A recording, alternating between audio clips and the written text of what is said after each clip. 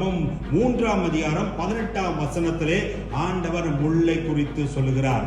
அப்போ இந்த இயேசுவின் மேல் கிரீடமாய் போட்டப்பட்ட என்னது?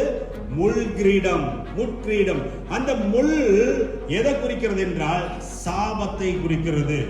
அப்போ இயேசு என்ன செய்தார்? உங்களுடைய சாபத்தையும் என்னுடைய சாபத்தையும் இந்த உலகத்தில் இருக்கிற எல்லாருடைய சாபத்தையும் தன்மேலே சுமந்து கொண்டார். ஹல்லேலூயா. அப்போ எல்லாருடைய சாபத்தையும், மனித குலத்தினுடைய சாபத்தை இயேசு ஒருவர் கல்வாரி சிலுவையிலே சுமந்து கொண்டார். ஹல்லேலூயா.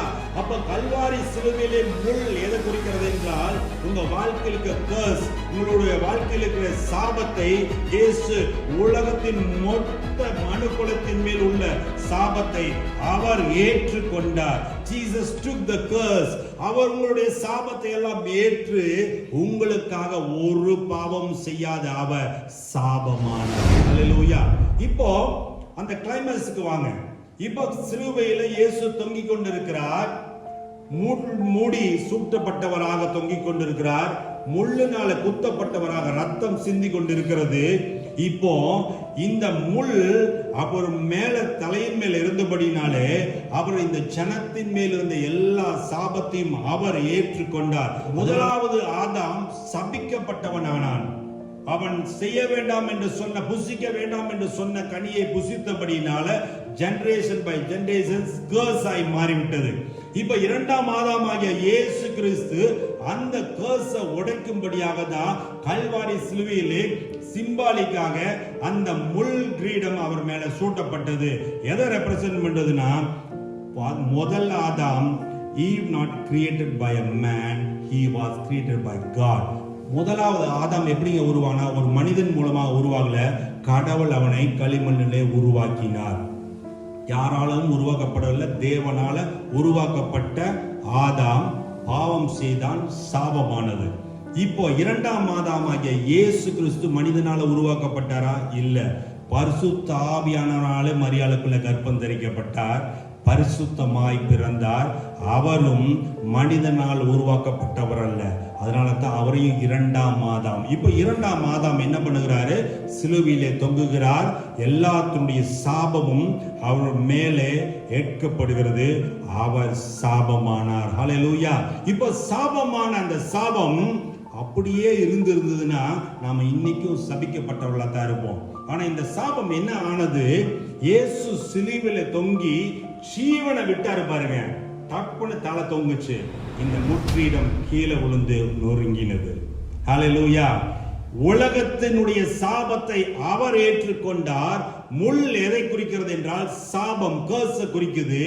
இந்த கர்ஸ் அவர் ஜீவனை விடும்போது பூமியில விழுந்து அந்த முட்கிரீடம் உடைந்தது. உங்களுடைய சாபமும் என்னுடைய சாபத்தையும் கல்வாரி சிலுவையிலே இயேசு சுமந்து தீர்த்து விட்டார். ஹல்லேலூயா. இனி உங்க வாழ்க்கையில சாபம் என்பதே இல்லை. ஹல்லேலூயா.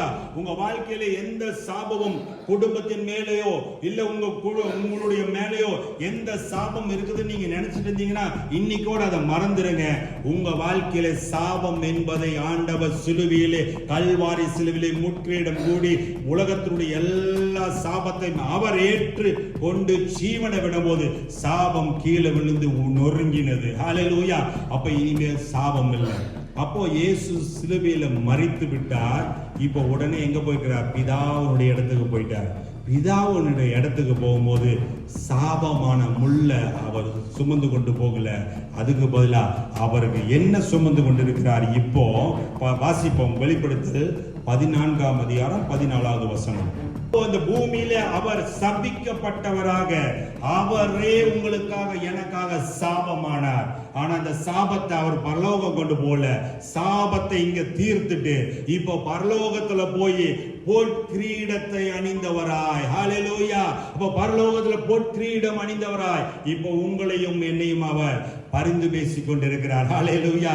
உங்களுக்காக எனக்காக அவர் சாபமானார். அந்த சாபம் இனிமேல் நம்முடைய வாழ்க்கையில ஒன்னும் செய்யாது. ஹல்லேலூயா.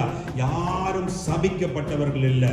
ஏன்னா முதலாம் ஆதாம் அந்த குடும்பம் சபிக்கப்பட்டதனால ஜெனரேஷன் பை ஜெனரேஷனா இருந்த கர்ஸ், சிலுவையிலே உடையப்பட்டது. ஹல்லேலூயா.